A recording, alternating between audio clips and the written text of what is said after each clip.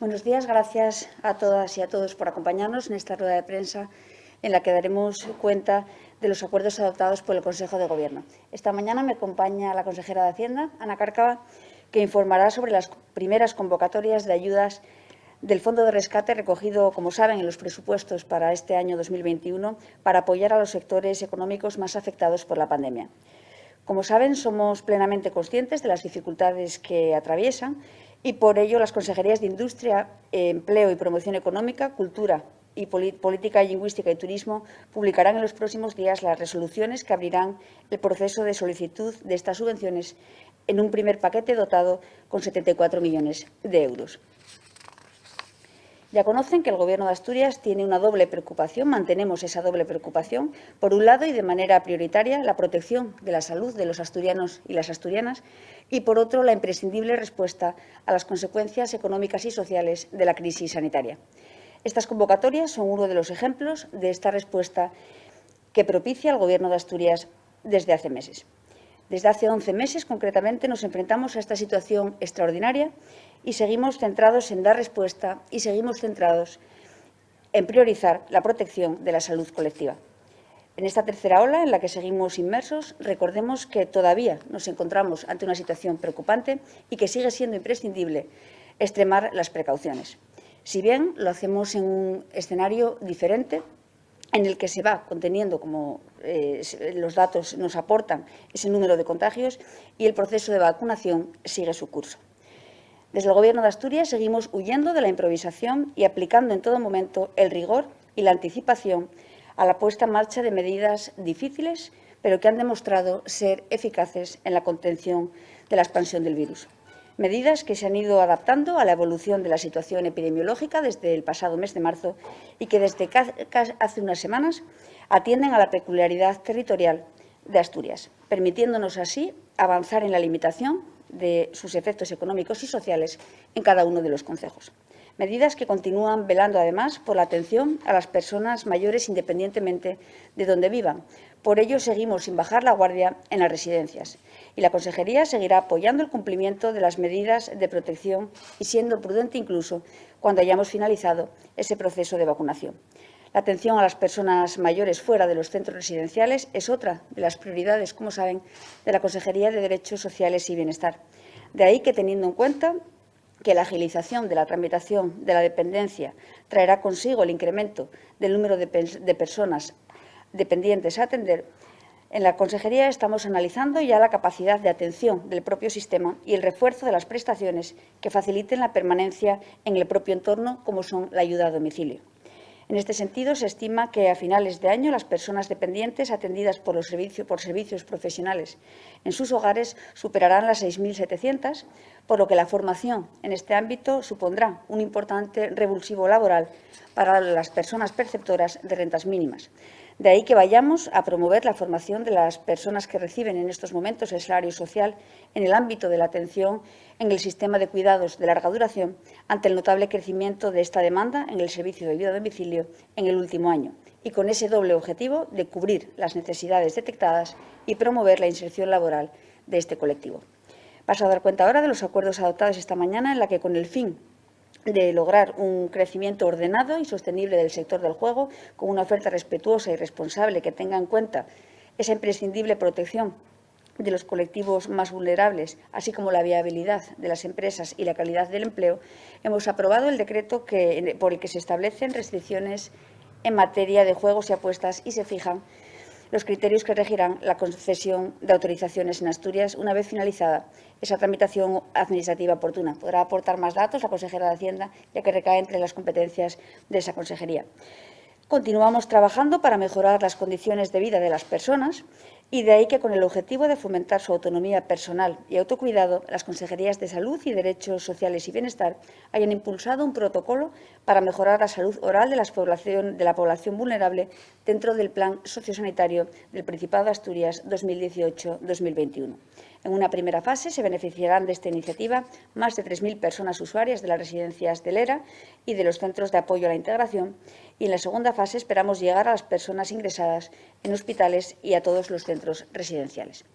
Finalmente, hemos autorizado la celebración de un convenio de colaboración entre la Consejería de Educación, y la Organización Nacional de Ciegos Españoles, la ONCE, para atender al alumnado con ceguera o deficiencia visual grave, escolarizado en cualquier enseñanza de régimen general y especial no universitaria. De esta forma, durante los próximos 4 años, se coordinarán actuaciones en favor de este alumnado con el fin de garantizar su derecho a la educación inclusiva, eliminar barreras y facilitar el máximo desarrollo de sus capacidades. Cedo ahora la palabra a la consejera y quedando a su disposición para las preguntas que considere una vez finalice. Consejera. Muchas gracias. Buenos días a todos y a todas. Como se ha señalado, hoy el Consejo de Gobierno da luz verde a las distintas resoluciones que desarrollarán la primera convocatoria de ayudas procedentes del Fondo COVID de 100 millones de euros consignado en el presupuesto de 2021. A partir de estas resoluciones, las consejerías de Industria y Cultura comenzarán con la tramitación de aquellas solicitudes que se reciban por parte de los potenciales beneficiarios. Como saben, esta primera convocatoria moviliza un crédito total de casi 74 millones de euros. Las ayudas, que llegarán a cerca de 23.500 potenciales beneficiarios, oscilan entre los 1.500 y los 9.000 euros, cuantías a las que habrá que añadir el montante adicional previsto para los profesionales que tengan más de un establecimiento.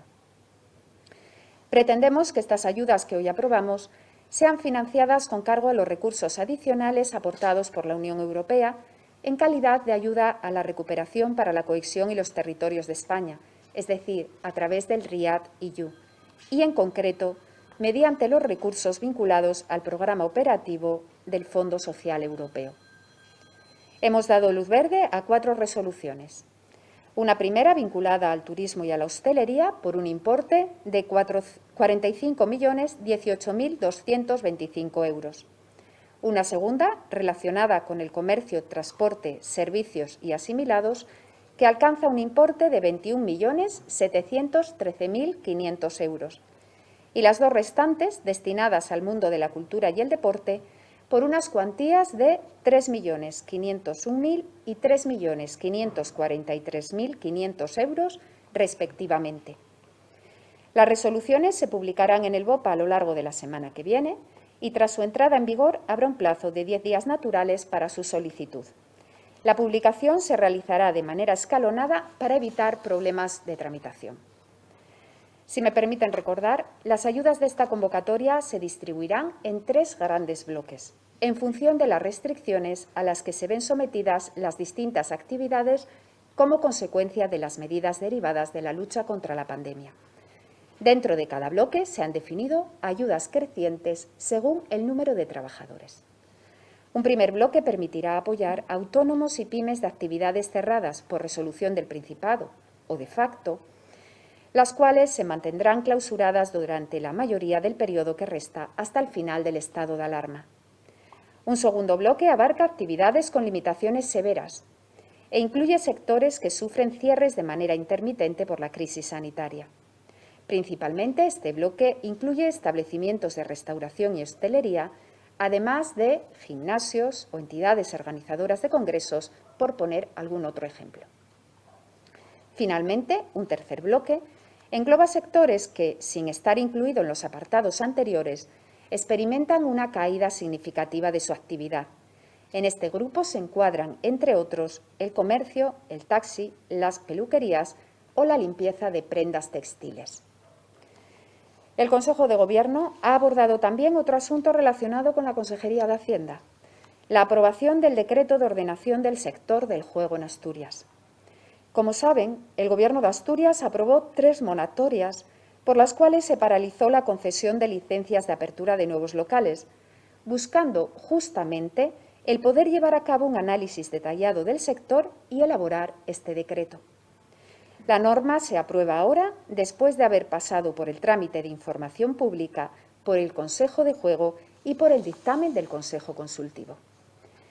El decreto limita el número máximo de autorizaciones de establecimientos de juego a las existentes antes de la primera moratoria, iniciada, como saben, el 26 de marzo del 2019. Esta cifra únicamente podría aumentar por las licencias pendientes de resolver en el ámbito municipal que hubieran sido solicitadas antes de dicha fecha. Con esta premisa, y tras la aprobación del decreto, La situación del sector es la siguiente. Actualmente tienen autorización para operar 29 salones, 9 locales de apuestas, 6 bingos y un casino. Según la información recabada, quedarían pendientes de resolver 9 solicitudes de licencia municipal, siendo este el número máximo de locales nuevos que se podría autorizar a futuro. Esta foto fija del sector muestra cómo, a día de hoy, Asturias cuenta con una de las menores ofertas de juego presencial de España. Entre el resto de cuestiones que contempla el decreto, permítanme destacar la determinación de una zona de influencia de 100 metros respecto a centros de enseñanza, en la que no podrán ubicarse nuevos establecimientos para la práctica de juegos y apuestas. Esta limitación se combina con otras medidas que recoge igualmente la norma y que garantizan la protección de menores y ludópatas. Medidas tales como la generalización del control de acceso y registro, la prohibición de asistencia financiera en los establecimientos o las restricciones a la publicidad. Sin duda, este decreto constituye una herramienta que contribuye a reforzar la política de juego responsable que ha llevado el Principado de Asturias en los últimos años. Muchas gracias. Buenos días, consejeras. Muchas gracias a las dos. Como saben, hemos organizado esta rueda de prensa de manera telemática para cumplir con las medidas de seguridad y también para facilitar la participación de los compañeros y compañeras de los medios de comunicación que están teletrabajando. Abrimos ahora el turno de preguntas, con varias para la consejera de Hacienda, sobre el fondo de rescate al que acaba de referirse. Radio Nacional, consejera, pregunta: ¿las convocatorias de las ayudas de fondo COVID se realizarán ya la próxima semana y por cada sector nuevamente? Efectivamente, una vez que hoy se aprueben las resoluciones, la próxima semana se iniciarán ya esas convocatorias. Serán publicadas en el BOPA. Se indicará en cada una de esas publicaciones la entrada en vigor y desde ese momento se iniciará el periodo de solicitud. Como he dicho en mi intervención, se va a hacer de manera paulatina. Esto evitará posibles problemas derivados del gran volumen de solicitudes a las que vamos dirigidos. Aunque estas cifras, estas fechas que les voy a dar podrían sufrir alguna pequeña alteración, ya les puedo indicar que las publicaciones en el BOPA serán los días 16, 17 y 19 de febrero. Iniciaremos la publicación con la resolución correspondiente a turismo y hostelería. Consejera, en el mismo sentido, sobre el fondo COVID, varios medios se interesan por la fecha en la que comiencen a cobrarse esas ayudas. La cadena COPE pregunta: ¿cuándo espera que puedan empezar a cobrarse? En el mismo sentido, La Nueva España: ¿las ayudas COVID empezarán a pagarse en marzo o pueden demorarse más al tratarse de convocatorias de mayor tamaño que las de diciembre? Bueno, ya lo he dicho en otras ocasiones y permítanme volver a repetirlo. Se van a pagar cuanto antes. Nuestra intención, lo ha sido siempre, es que los recursos estén en manos de aquellos que los necesitan, de aquellos que van a ser sus destinatarios. Permítanme ser prudente y no hacer afirmaciones que luego pues no puedan llevarse a cabo, pero sí le indicaré que a la hora de tramitar y hacer frente al pago de estas ayudas tenemos que tener en cuenta dos cuestiones fundamentales. Por un lado, el importante volumen de solicitudes. Quiero recordar que vamos dirigidos a un grupo de potenciales beneficiarios en torno a 23.500, es decir, una cuantía muy elevada. Y, en segundo lugar, que tenemos que dar continuidad a un procedimiento administrativo complejo. Un procedimiento con múltiples pasos, necesarios y obligatorios. Hemos hecho el máximo esfuerzo por lograr reducir al mínimo el número de comprobaciones, el número de valoraciones previas a la concesión de las ayudas y a la realización del pago. Pero aún así hay una serie de validaciones y de pasos necesarios y que hay que dar sí o sí. Tengamos en cuenta que se trata de dinero público, dinero de todos los ciudadanos. Por lo tanto, ese procedimiento garantiza el control y el uso adecuado de esos recursos. Dicho esto, les aseguro que estamos haciendo el máximo esfuerzo por parte de la Administración para que los recursos lleguen a la mayor brevedad posible a las manos de esos beneficiarios.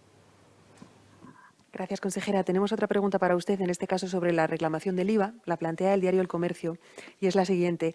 ¿Ha habido algún tipo de avance en relación con la reclamación judicial al Gobierno central de la liquidación del IVA de 2017? ¿Hay realmente esperanza por parte del Principado de recuperar ese dinero cuando otras comunidades que lo han reclamado judicialmente primero aún no lo han recibido? Hemos hecho ya públicamente mención a cuál es la postura del Principado, cuál ha sido y cómo esa postura se ha materializado en distintas actuaciones. Nosotros hemos creído siempre que la mejor forma para que esos recursos lleguen a nuestra comunidad autónoma es la forma del diálogo, del consenso y de buscar una solución consensuada con el Ministerio. Una solución que además no afectaría solo al Principado, sino a todas las comunidades autónomas. Dicho esto, saben que paralelamente decidimos abrir el camino a esa vía judicial, no renunciando a la vía del diálogo. Abrimos ese camino. Presentamos un requerimiento en octubre del año pasado. Tras la respuesta de rechazo de ese requerimiento por parte del Gobierno central, el Consejo de Gobierno dio autorización en el mes de diciembre para que se presentase el recurso contencioso administrativo. Es una tarea, es un camino difícil, es un camino judicial complejo, está en manos del servicio jurídico. Lógicamente, cuando se inicia ese camino se espera tener éxito y en cuanto tengamos noticias podremos trasladárselas. Gracias, consejera. Pasamos ahora a diferentes bloques de preguntas sobre temas de actualidad para la consejera portavoz. Comenzamos con un bloque sobre la protección del lobo. En este sentido, Radio Nacional pregunta, en caso de no haber cambios sobre la catalogación del lobo, ¿se plantean la vía del recurso que tampoco descartan los sindicatos agrarios? Bien, en este sentido y en relación a este asunto, tanto el presidente del Principado como el consejero de Medio Rural y Cohesión Territorial han expresado ya en diversas ocasiones la postura del Gobierno de Asturias. Y es que utilizaremos todos los resortes a nuestro alcance para garantizar la competencia en materia de caza y seguiremos defendiendo, allí donde sea necesario, nuestro plan de gestión del lobo, el control de la especie y la ganadería extensiva. El plan de gestión que aplicamos en el Principado, que tiene una sólida base científica y ha sido ratificado por los tribunales, facilita el control poblacional de una forma rápida en aquellas zonas en las que se debe actuar y pondremos como ejemplo, bueno, por hacerlo más visual, cuando se constata una sucesión de ataques concentrados en determinadas áreas, un régimen legal más estricto mermaría, por lo tanto, esa capacidad de respuesta. Por esa razón, trabajamos en distintas líneas y ejerceremos las acciones judiciales oportunas para que se respeten nuestras competencias y para garantizar que se puede seguir gestionando la especie. En este caso, y por hacer un breve relato de ese proceso, iremos por partes. Ya hemos enviado un escrito al presidente de la Comisión Estatal pidiendo aclaración jurídica sobre cómo va a afectar a nuestro modelo de gestión esa orden ministerial si se publican los términos en los que se ha aprobado. Como saben, está abierto el plazo para presentar alegaciones a esa orden, así que también estamos trabajando en esa vía, ya que vamos, por supuesto, como no puede ser de otra manera, a presentar alegaciones. Por ello, primero habrá que esperar a ver cómo se publica finalmente esa orden ministerial y, en función de eso, nos plantearemos, en su caso, el llegar al recurso. Paralelamente, seguimos colaborando y aportando nuestra experiencia en el grupo de trabajo constituido por el Ministerio para renovar la estrategia nacional y, aparte, como saben, esta misma semana el consejero ha mantenido reuniones con las asociaciones agrarias y con representantes de los grupos parlamentarios en la Junta General del Principado para explicar la posición del Gobierno e informarles de lo que se está haciendo. Hoy mismo, sin ir más lejos, el consejero mantendrá un encuentro telemático con los consejeros de Castilla y León, Galicia y Cantabria. Por lo tanto, seguimos trabajando, la posición del Gobierno es conocida y, en ese sentido, pues está trasladando la información también a los agentes implicados. Consejera, también el diario La Nueva España se interesa por este asunto y encadena varias preguntas que le trasladamos a continuación. ¿Ven factible algún entendimiento con el Ministerio de Transición Ecológica sobre el control del lobo en la reunión convocada para este lunes? ¿Cómo valoran el papel de Hugo Morán? ¿No han aprovechado su presencia en ese departamento para buscar una mediación que garantice el equilibrio entre la protección de la especie y las garantías para los ganaderos extensivos, que tienen un papel vital en la revitalización de la zona rural, la llamada España vaciada? En efecto, el lunes está prevista una reunión entre el consejero del Principado de Asturias y el resto de consejeros de comunidades del noroeste, que cuentan con presencia continuada de lobo ibérico en las últimas décadas, Castilla y León, Galicia y Cantabria, con la ministra de Transición Ecológica y Reto Demográfico, Teresa Rivera. Y nosotros vamos a escuchar los planteamientos del Ministerio. Siempre estamos abiertos, dispuestos al diálogo, como les decía a la respuesta anterior, planteando diferentes vías de actuación, entendiendo la necesidad de ese diálogo como la vía más útil para llegar a acuerdos. Ahora bien, nuestro criterio es muy claro: la defensa de la ganadería extensiva y la búsqueda de la coexistencia con el lobo, o dicho en otras palabras, la defensa de nuestro plan de gestión. Y, por ir un poco más lejos, o dicho en otras palabras, no se trata de que los ganaderos y los pastores asturianos sean héroes, sino personas que puedan vivir de su trabajo. Yo creo que queda clara la posición del Gobierno de Asturias, y respecto al secretario de Estado se mantienen contactos habituales en los que son procedentes en asuntos de este tipo, y confiamos en que contribuya, por supuesto, a la búsqueda de un entendimiento sobre esta cuestión. Pasamos ahora a formular una pregunta que nos ha hecho llegar la agencia de noticias Europa Press sobre otro asunto, en este caso sobre política industrial. Plantea la siguiente pregunta: ¿ha habido algún avance para el rescate de Duro Felguera? ¿Tiene el Gobierno ya claro qué papel va a jugar en el mismo? ¿Descarta la entrada en el accionariado? Bien, en relación a este asunto, la posición del Gobierno de Asturias ha sido muy clara desde el primer momento. Nuestro objetivo se fijaba en salvaguardar la continuidad de la actividad productiva de Duro Felguera, el preservar su estatus como empresa tractora y emblemática, porque, al fin y al cabo, nuestra mayor preocupación, la mayor preocupación del Gobierno de Asturias, son esas más de 1.000 familias que dependen de esa compañía. El Gobierno ya ha aclarado que está dispuesto a participar de forma temporal en ese accionariado, en el accionariado de Duro Felguera, con una participación pequeña pero significativa para contribuir a la salvación de esta empresa. Esperamos que en poco tiempo pueda haber nuevas noticias que se concreten en el apoyo de la Sociedad Estatal de Participaciones Industriales. Esa es la posición en este asunto. Otra pregunta de la agencia de noticias Europa Press. Consejera, ¿va a solicitar el Principado una reunión con el Ministerio para conocer la situación del proyecto de reanudación de la autopista del Mar entre Gijón y Nantes?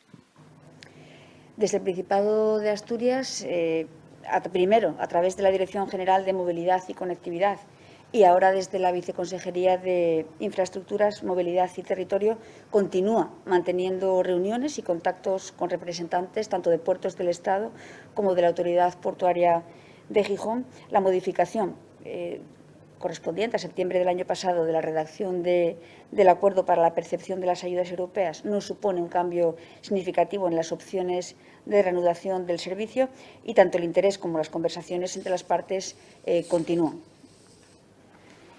El Comercio plantea otra pregunta, en este caso sobre Iberdrola. Dice lo siguiente: Iberdrola ha confirmado que acudirá a la convocatoria de los fondos europeos para construir una planta de hidrógeno en Lada. ¿Qué opinión le merece al Gobierno este proyecto? ¿Contará con el respaldo explícito del Principado?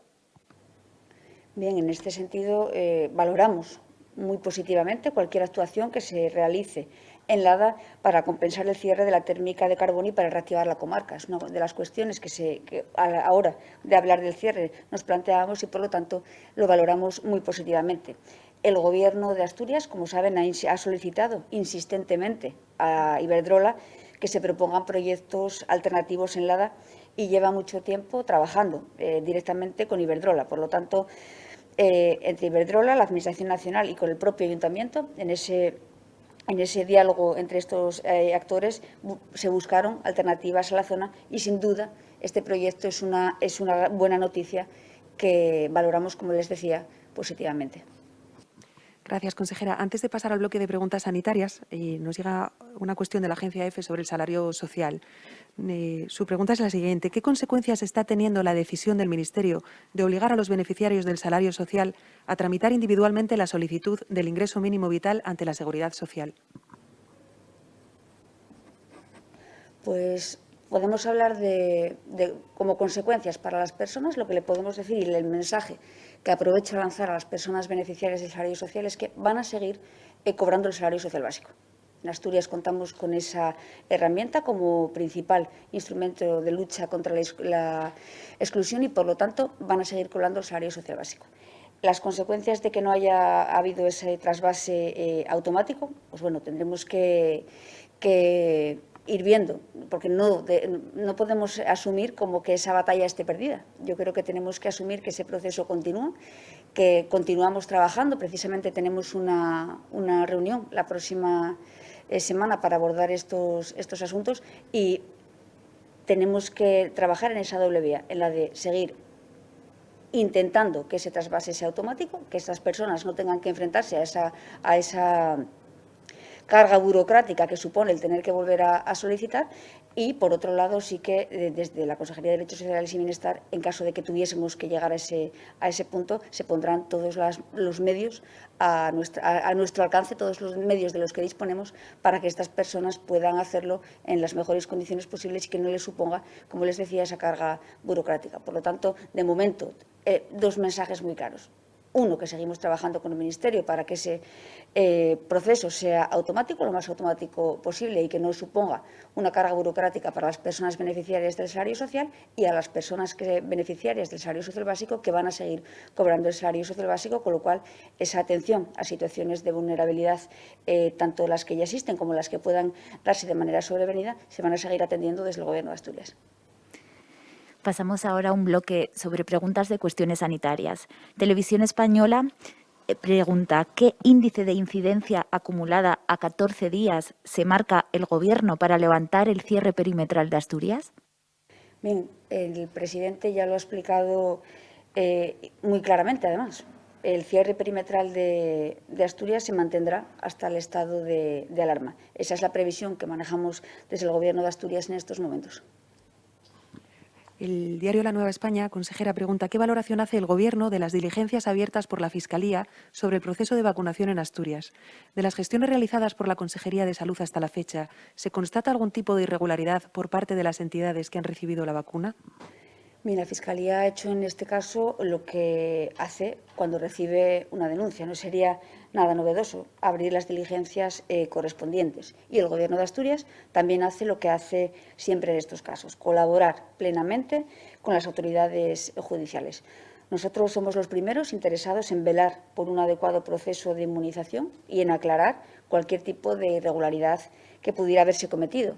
Y, si procede, en su caso, aplicar las sanciones que correspondan. Cuanta más claridad, mejor, y si este proceso viene a aclarar todo cualquier tipo de duda acerca del proceso de vacunación, pues bienvenido sea, ¿no? No obstante, les recuerdo que el lunes, todavía este lunes, comparecieron a petición propia en la Junta General el consejero de Salud, el director de Salud Pública y la gerente del Servicio de Salud del Principado, quienes ofrecieron información detallada sobre ese proceso de vacunación, y en dicha comparecencia se anunció precisamente un comité técnico interdisciplinar que estudiará si se actúa adecuadamente en vacunaciones, en algunos casos concretos, como puede ser el de Montepío de la Minería y en la residencia de mayores Camila Beceña de Cangas de Onís. Por lo tanto, en ese sentido, total colaboración y total disposición a trabajar conjuntamente con la Fiscalía.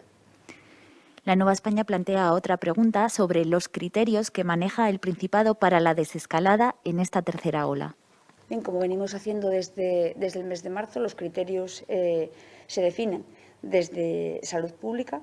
De todas maneras, y tal y como ha recomendado el Gobierno de España, desde Asturias somos partidarios de actuar con la máxima prudencia a lo largo de las próximas semanas para reducir el riesgo de rebrote, en especial cuando cada vez es más predominante la cepa británica, que, como ya saben, es mucho más contagiosa. Por lo tanto, volver a reiterar la necesidad de no bajar la guardia, de mantener extremas las medidas de precaución, porque el virus sigue conviviendo entre nosotros y, sobre todo, por optimizar y por garantizar, ¿no?, que ese proceso de vacunación pues, sea lo más ágil posible y que pueda contribuir a que vayamos más rápido hacia esa ansiada normalidad. Ahora mismo no pensamos no es momento, o entendemos que no es momento de pensar en la desescalada, sino de asegurar el control de la pandemia, como les decía, en una situación que todavía, a pesar de la tendencia de los datos, sigue siendo preocupante en Asturias. La agencia de noticias Europa Press se interesa también por el proceso de vacunación. Consejera, dice, en la última revisión de 9 de febrero de la estrategia de vacunación en España, se establece que, una vez finalice la administración de dosis al grupo de 80 años y más, se comience con el grupo de personas de entre 70 y 79 años. ¿Cuándo prevé el Principado que podrá comenzar a vacunar a este colectivo?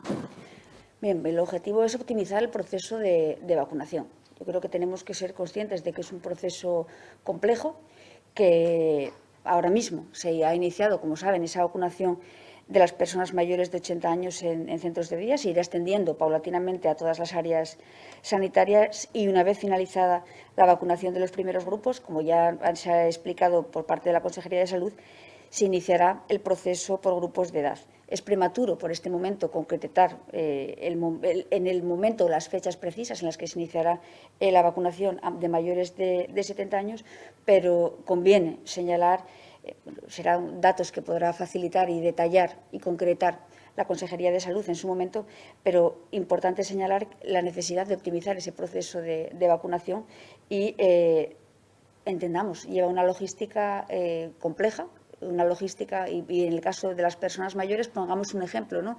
Hay personas mayores que viven en centros residenciales, hay personas mayores que utilizan recursos como son los centros de día y hay personas mayores que gozan de total autonomía, de total independencia y que por lo tanto viven en sus domicilios, con lo cual el cómo se aborda la vacunación a cada uno de los grupos viene siendo de manera diferente y por lo tanto se irá abordando en las próximas fechas, tal y como se señale desde la Consejería de Salud. La televisión pública de Asturias también se interesa por el proceso de vacunación.